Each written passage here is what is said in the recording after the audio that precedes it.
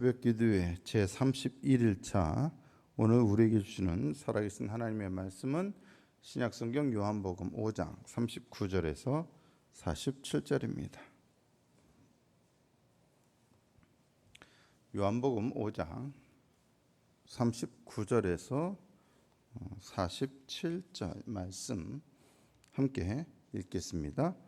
너희가 성경에서 영생을 얻는 줄 생각하고 성경을 연구하거니와 이 성경이 곧 내게 대하여 증언하는 것이니라. 그러나 너희가 영생을 얻기 위하여 내게 오기를 원하지 아니하는도다. 나는 사람에게서 영광을 취하지 아니하노라. 다만 하나님을 사랑하는 것이 너희 속에 없음을 알았노라. 나는 내 아버지의 이름으로 왔음에 너희가 영접하지 아니하나 만일 다른 사람이 자기 이름으로 오면 영접하리라. 너희가 서로 영광을 취하고 유일하신 하나님께로부터 오는 영광은 구하지 아니하니 어찌 나를 믿을 수 있느냐?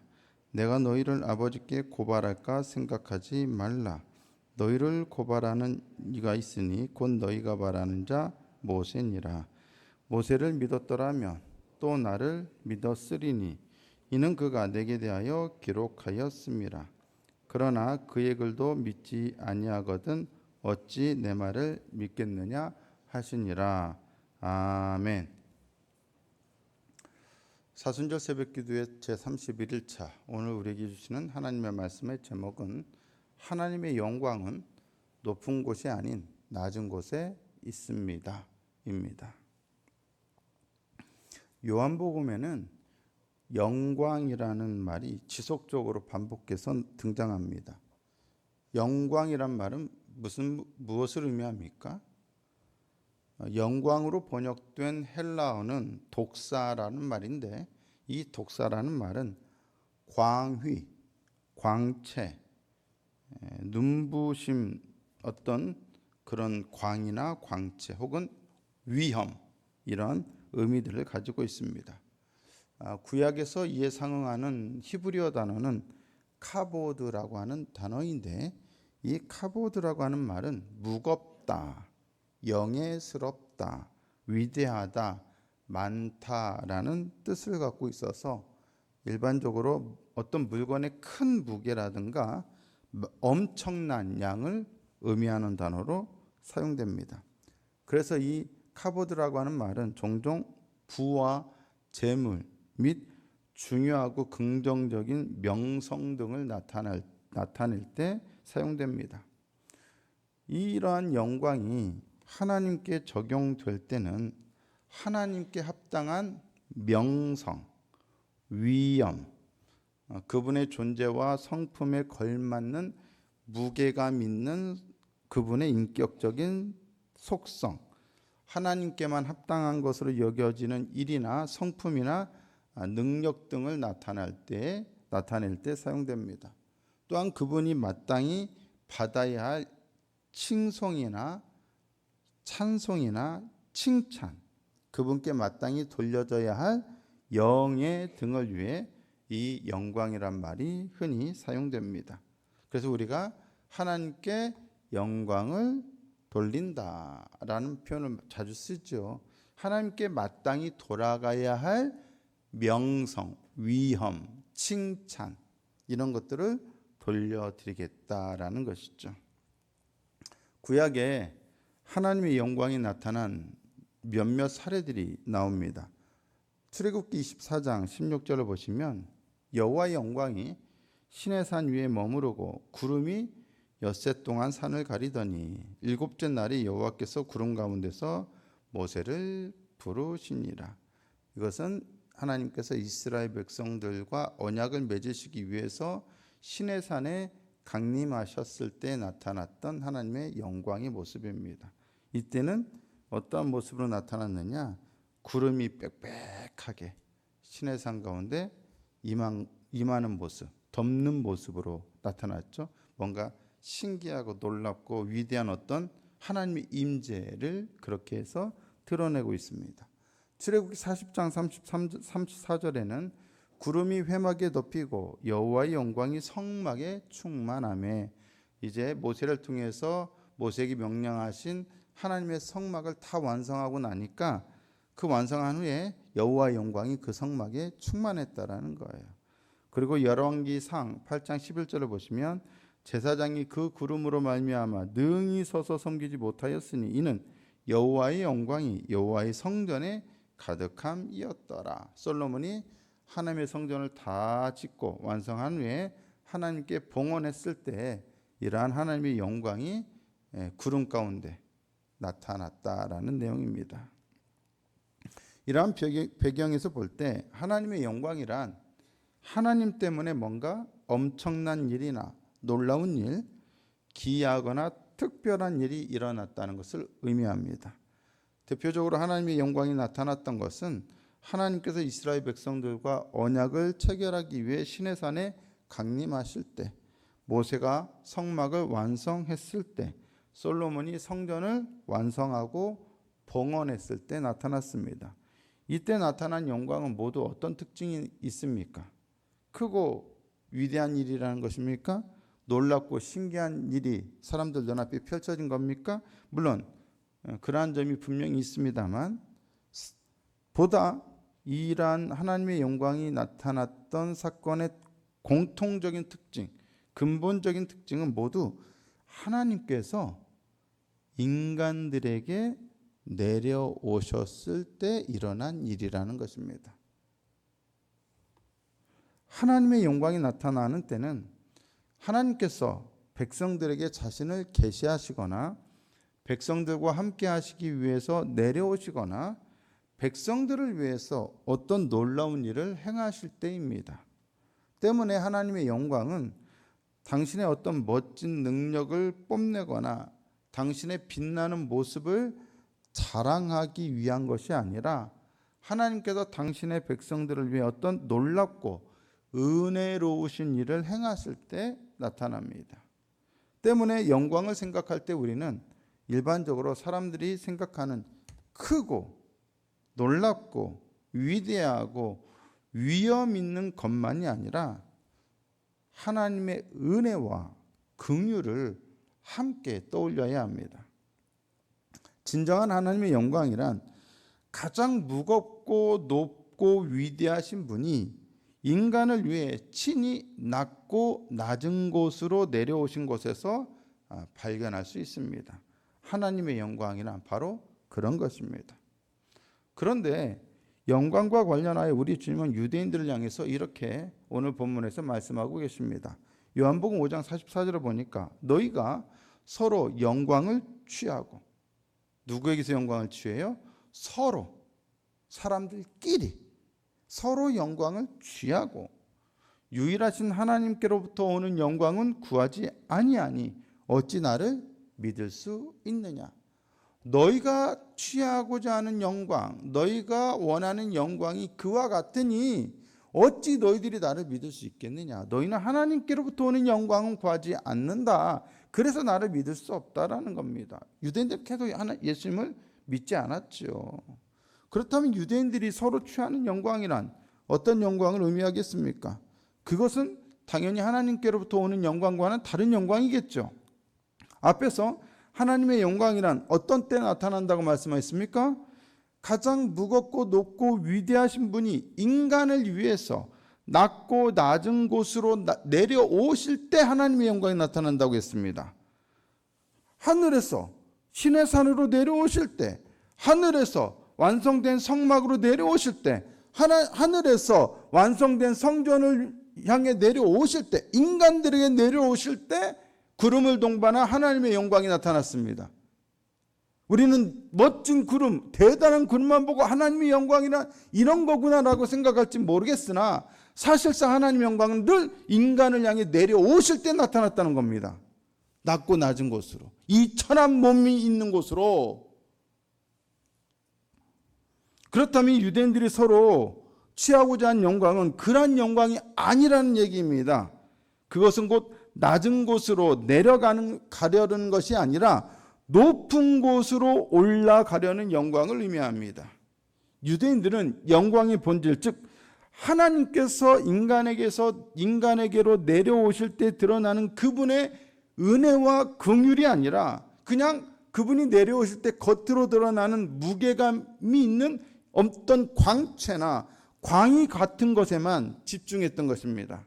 달리 말하면 겉으로 드러나는 화려한 것에만 신경 쓰고 그것에만 집중하고 그 이면에 있는 하나님의 겸손과 희생과 은혜의 모습은 제대로 보지 못했다는 것입니다.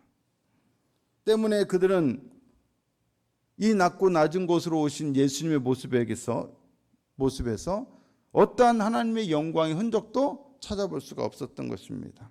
오히려 자신들의 시선과 관점으로 볼 때 예수님은 하찮은 사람이고 예수님에게서는 어떠한 선지자 같은 그런 면모를 찾아볼 수 없다. 하나님께서 보내신 사람이라고 하는 면을 찾아볼 수 없다라고 부적절하게 평가했습니다. 예수님은 당신에 대한 그들의 그러한 자가당착적이고 오만한 태도에 대해서 이렇게 말씀하십니다. 요한복음 5장 46절에서 47절을 보시면 모세를 믿었더라면 또 나를 믿었으리니 왜냐하면 이는 그가 내게 대하여 기록하였음이라. 그러나 그의 글도 믿지 아니하거든 어찌 내 말을 믿겠느냐 하시니라. 모세가 누구에게 대하여?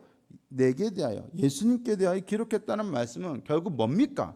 하나님께로부터 오는 영광이 너희들이 생각하는 그런 방식이 아니라 예수님과 관련되어 있다는 것을 의미한다는 것입니다. 모세 글을 읽는다면 당연히 예수님의 말씀을 믿고 또 무엇보다 예수님에게서 나타나는 하나님의 영광을 볼 수 있어야 했다라는 것입니다. 요한복음 1장 14절을 보시니까 뭐라고 되어 있습니까? 말씀이 육신이 되어 우리 가운데 거하심에 우리가 무엇을 보니? 그의 영광을 보니. 그의 영광은 누구의 영광이기도 합니까? 아버지의 독생자의 영광입니다. 그것은 곧 아버지의 영광과 같은 것입니다. 그의 영광을 보니, 예수의 영광을 보니 아버지의 독생자의 영광이요 은혜와 진리가 충만하더라. 예수님에게서 누구의 영광이 드러난다고요? 하나님의 영광이 드러난다고요. 누가 그걸 못 봐요? 유대인들이 못 봐요. 유대인들이 예수님에게서 그 영광을 보지 못했다는 것은 결국 유대인들이 추구하는 영광과 하나님께서 예수님을 통해 드러내시고자 하시는 영광이 전적으로 달랐다라는 것입니다. 모세가 이미 그를 통해서 말하는 영광이란 예수님에게서 드러나는 하나님의 영광이었어요. 예수님은 높고 무겁고 화려하고 휘황찬란한 광위와 광채를 동반한 영광이 아니라 철저하게 낮아지고 희생하시고 겸손한 가운데 드러나는 영광을 보이셨습니다. 요한복음 12장 23절에 예수님이 이렇게 말씀하시죠. 예수께서 대답하여 이르시되 인자가 영광을 얻을 때가 왔도다. 이 여기서 말하는 영광을 얻을 때란 뭡니까? 십자가를 지실 때를 의미해요. 예수님의 영광, 예수님을 통해 드러나는 하나님의 영광이 결정적으로 드러나는 때가 언제라고요? 예수님께서 십자가 달리실 때라고요. 하나님은 인간적인 생각과 달리 일부러 십자가의 순환과 희생을 통해서 우리에게 당신의 영광을 나타내십니다. 하나님은 우리 위에 군림하시는 위험스러운 모습 속에서가 아니라 우리 가운데 오셔서, 친히 우리 가운데 오셔서, 이 천한 자들 가운데 오셔서 함께 고통당하시는 모습을 통해서 당신의 영광을 보여주십니다. 하나님은 위로 올라가는 것이 아니라 아래로 내려오는 것을 통해서 당신의 영광을 나타냈습니다. 예수님은 당신 자신이 영화롭게 되거나 하나님을 영화롭게 한다고 말씀하실 때마다 늘 무엇을 얘기했습니까? 당신 자신의 순환과 죽음, 즉 십자가를 말씀하셨습니다. 하나님이 최고로 높아지고 영광을 받으시는 것은 다름 아닌 무엇을 통해서? 십자가를 통해서라는 겁니다. 하나님은 십자가를 통해서 영광 받으시고 우리에게 당신의 영광이 무엇인지를 알리신다는 것입니다. 이렇게 볼 때 우리가 상식적으로 생각하는 영광, 유대인들이 인간들에게서 취하고자 했던 영광과 하나님의 영광이 얼마나 극적으로 대조되는지를 확실히 알 수가 있습니다. 하나님은 당신의 영광을 보여주시려고 위로 올라가는 것이 아니라 항상 아래로 내려오셨습니다. 내려오다가 결국 십자가에까지 내려오십니다. 그렇다면 우리가 하나님의 영광을 볼 수 있는 가장 가능성이 높은 곳은 어디입니까? 그것은 사람들이 추구하는 높고 멋진 곳, 광채와 위엄이 넘치는 곳, 사회적인 성공과 명예가 가득한 곳이 아니라 압제받는 자와 연약한 자들, 가난한 자들이 있는 낮고 낮은 곳입니다. 하나님은 부유한 자와 성공한 자, 높은 자들이 아니라 바로 약하고 낮은 자들 속에서 당신의 영광을 나타내십니다. 세상적인 영광과 하나님의 영광은 결코 같지 않습니다. 인간들이 추구하는 영광과 하나님께서 우리에게 계시하시는 영광은 전적으로 다릅니다. 하나님의 영광의 정점에 있는 것은 바로 십자가였습니다. 하지만 인간들이 추구하는 영광은 늘 그것과 정반대되는 것이었습니다. 힘과 권력을 통해 쟁취하고 빼앗고 경쟁해서 얻고자 하는 것들이었습니다. 그래서 높아지고 올라가려는 것이었습니다. 하지만 그것은 십자가와 반대되는 것입니다. 십자가와 원수되는 것입니다. 지금까지 인간들이 추구했던 영광은 모두 그렇기 때문에 가짜 영광이요, 헛된 영광이요, 덧없는 영광입니다. 인간들이 추구했던 영광은 언제나 부패와 타락, 폭력과 억압만을 낳았습니다. 죄악에 죄악을 더하는 것이었습니다. 그것은 하나님의 길이 아니라 사탄의 길이었습니다. 그것은 예수님의 길이 아니라 세상의 길이었습니다. 우리가 추구해야 할 영광은 세상으로부터 오는 영광이 아니라 하나님께로부터 오는 영광입니다. 그리고 그것은 곧 예수님의 십자가를 통해 계시된 영광입니다. 예전에 제가 어떤 교회를 신대원 재학 시절에 논문 때문에 부득이하게 사역을, 교육전도사 사역을 몇 개월 쉰 적이 있었습니다. 사임하고 그 기간에 서울에 있는 어떤 그 교회를 제가 몇 개월 주일마다 참석하면서 예배를 드렸는데, 그 목사님 한 번은 그런 얘기를 하시더라고요. 어떤 학교를 빌려서 예배 드리는 그런 교회였는데, 대학교를 빌려서 그 학교에 운동장이 넓잖아요. 그 와서 주차장에 다 차들이 주차를 하는데, 한 번은 당신이 예배가 시작되기 전에 나가서 보니까 외제차가 그렇게 많더래요. 그래서 외제차가 몇 대인가 하고 쭉 세봤다는 거예요. 당시만 해도 20년 전이니까 서울이라 하더라도 외제차는 늘 굉장히 비싼 차 아닙니까? 요즘에 외제차가 어디나 흔하게 굴러다니지만 그때만 해도 그렇게 흔하지 않을 때니까. 그러니까 그게 뿌듯할 수 있잖아요. 아, 우리 교회 성도들이 이렇게 좋은 차. 그러면 그 타는 얘기는 상당히 부유한 사람들이 교회에 출석하고 있다는 얘기잖아요. 그래서 그 외제차가 몇 대까지 되는지 막 세다가 순간 내가 지금 뭐 하는 짓이 하는 생각이 문득 들었다는 거예요. 그러면서 정신 차리고 예배 준비하기 위해 들어왔다, 뭐 이런 얘기를 들은 적이 있었는데, 오늘 아침에 제가 새벽에 차를 타고 오는데 비싼 차가 지나가는 걸 봤어요. 그래서 문득 그 목사님 생각처럼 우리 교회도 저런 비싼 차 성도들이 몇 명이나 타고 다니지, 문득 그런 생각이 딱 들었는데, 이게 세상이 추구하는 방식이구나. 내 목회를 비싼 차를 성도들이 몇 명이나 타고 다니는가로 판가름할 수 있는 게 아니잖아요. 오히려 그게 목회의 본질이 아니라 예수님께서 십자가를 지신 것처럼 오히려 우리 교회에 연약한 사람들, 가난한 사람들, 힘없는 사람들, 병을 앓고 있는 사람들이, 그들을 통해서 하나님의 영광이 나타나는 것인데 우리는 늘 거꾸로 생각하고 있다는 거예요. 거꾸로. 우리 교회는 이런 사람들이 많이 모이면 좋겠다, 이런 생각을 늘 목사들이나 아니면 누구라도 그냥 그게 상식으로 생각되는 세상에 우리가 살아가요. 그런데 그것은 하나님의 영광이 나타나는 것이 아니라 오히려 하나님의 영광을 가리는 것이 될 수도 있다는 생각을 우리가 해야 돼요. 바야흐로 지금은 선거철입니다. 정치권이 곧 있을 총선 때문에 바쁘게 돌아가고 있습니다. 아마 뉴스를 많이 보시면 맨날 정치 얘기일 겁니다. 선거 얘기일 겁니다. 여론조사가 어떻고, 어디가 어떻고, 어디가 격전지가 어떻고. 사실 가장 정신없는 사람들은 출마자들이겠죠. 사람들이 있는 곳이라면 골목 어귀가 되었든 시장통이든 광장이든 어디든 가서 사람들을 만나고 인사하고 자신을 알리기 바쁠 겁니다. 하지만 선거철이 아닌 평소에는 일반 시민들이 그들을 만날 일은 없습니다. 평소에 그들은 대부분 국회나 정가 주변에만 있습니다. 높은 곳에서 자신들만의 삶을 살고 자신들의 일만 합니다. 하지만 선거철만 되면 거리로 나옵니다. 왜요? 오직 거기에만 표가 있기 때문입니다.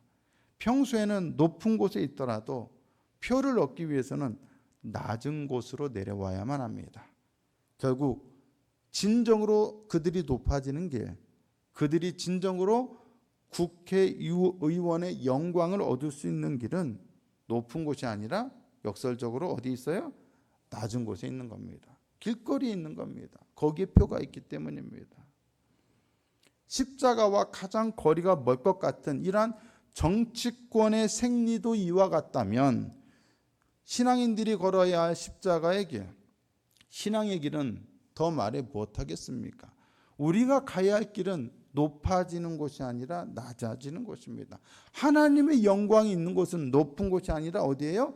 낮은 곳입니다. 우리가 늘 바라봐야 하는 곳은 높은 곳이 아니라 어디입니까? 낮은 곳입니다.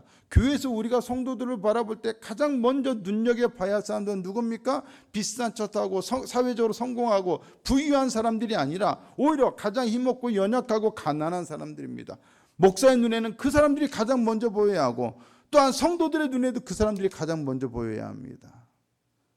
높아지려고 하는 것이 아니라 위로 올라가려고 하는 것이 아니라 오히려 우리는 아래를 보고 내려가야 합니다. 누구에게요? 가난한 사람들에게, 어려운 이웃들에게.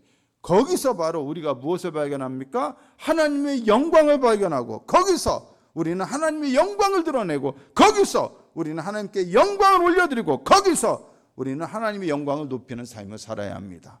하나님의 영광은 높은 곳이 아닌 낮은 곳에 있습니다.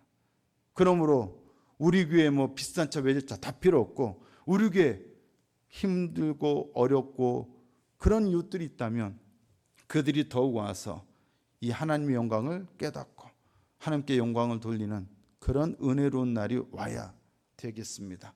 우리는 그러한 교회를 꿈꾸며 가장 힘없고 연약한 자에게서 하나님의 영광이 드러날 수 있다는 사실을 믿고 그들을 지극한 마음으로 더욱더 섬기는 그런 성도들과 우리 한누리교회가 되어야겠습니다. 그런 성도들 될 수 있기를 예수님의 이름으로 축복합니다. 좋으신 하나님 감사합니다. 하나님의 거룩한 영광은 높은 곳이 아닌 낮은 곳에 있음을 믿습니다. 낮은 곳에서 하나님의 영광을 드러내는 삶을 살아가는 우리 모든 한누리교회 성도들 되게 해 주시옵소서.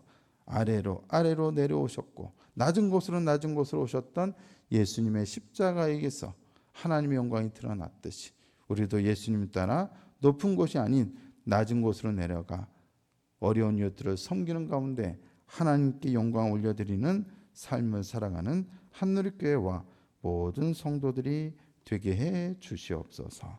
예수님의 이름으로 기도드리옵나이다. 아멘.